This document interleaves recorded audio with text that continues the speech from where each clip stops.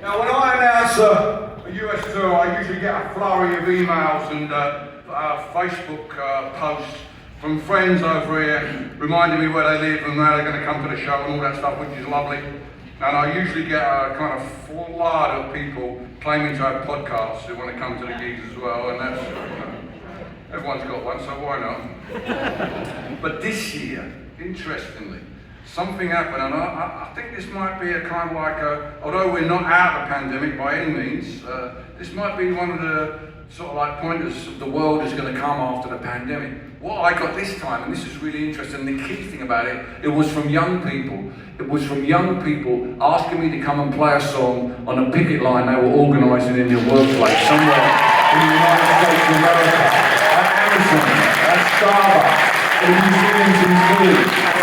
Right across the board, right across the board. And that's incredible. It really is incredible. You know, and it's in my country as well, it's happening in my country. But the really significant thing about it is, in my country, I don't know if this is true over here, but in my country, the significant thing is the general public support it. This didn't happen in the 80s, this really didn't happen in the 80s. The general public recognise that ordinary working people need to have some kind of protection, they need to have some agency. They need to have some say in the workplace. Back in the 80s, they didn't care so much about that, but now people are, after all this time being pushed back, workers' rights being pushed back, they realise how crucial it is at a time when we have a cost of living crisis, because the idea of having wages that keep up with inflation isn't so Marxist anymore, is it? All of a sudden, it's more like common sense. So, yeah, we're living in really, really interesting times, but particularly because a young generation are coming to realise there is power in the union.